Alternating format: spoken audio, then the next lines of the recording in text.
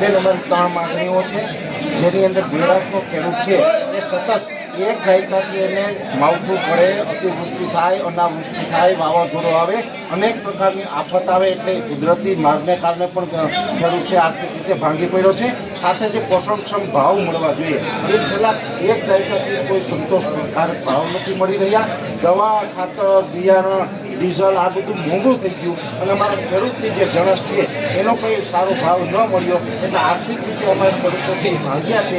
હવે આ ખેડૂતને આર્થિક રીતે જો આપણે વ્યવસ્થિત પાટે ચડાવવા હોય તો અમારી માગણી એવી છે કે દરેક ગુજરાતના ખેડૂત 2 હેક્ટરની મર્યાદામાં 3 લાખ રૂપિયા સુધીનું જે પાક ધિરાણ લીધેલું હોય છે એ અમારું પાક ધિરાણ છે એ સરકાર માફ કરે. આ પહેલી માગણી છે.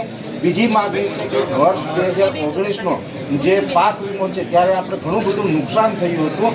ખેતી પાકોમાં નુકસાન થયું એમાં કાયદા મુજબ ઘણા ખેડૂત આગેવાન છે કોર્ટ સુધી એનો કેસ લડ્યા છે.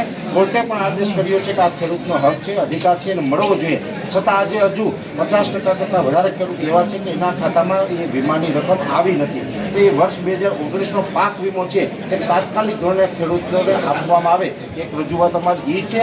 ત્રીજો મુદ્દો અમારો એ છે કે સરકારે ગઈકાલે 9 તારીખથી જે ટેકાના ભાવે ખરીદી ચાલુ કરી છે જેમાં સરકારે 125 મણ મગફળી લેવાની જાહેરાત કરી છે. જ્યારે અમારી ખેડૂતોની માંગ એવી છે કે 125 નહીં પણ 200 મણ સુધી એ મગફળી છે એ ખરીદવામાં આવે. સાથે ગુજરાતના 80થી 85% ખેડૂત એવા છે કે જે માવઠાને કારણે એની મગફળી છે પલળી ગઈ છે. બેન અત્યારે પલળેલી મગફળી છે એનો જે માર્કેટ વેલ્યુ પ્રમાણે ભાવ છે ને એ લોકો એની મરજી મુજબ માગી રહ્યા છે.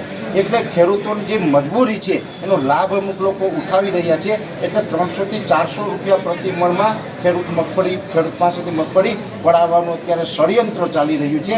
એની જગ્યાએ સરકાર છે જે આપણે લોકશાહીની અંદર જેને માય બાપ કહીએ છીએ તો આ સરકારે અમારી પલળેલી મગફળી છે એ પણ ટેકાના ભાવે ખરીદી લેવી આવી અમારી આ 3 માગણી છે. આ 3 માગણીનું જે અલ્ટિમેટમ છે આ અલ્ટિમેટમ અમે આ લઈને આવ્યા છે. આ જે અમારો 12 દિવસનો સમય છે આ 12 દિવસના સમય મર્યાદામાં જો અમારી માંગો સંતોષાશે નહીં તો આ ખેડૂત છે જગતનો તાતનો જે આદેશ થશે એ મુજબ અમે ઉગ્ર કાર્યક્રમ તરફ જવાના છે.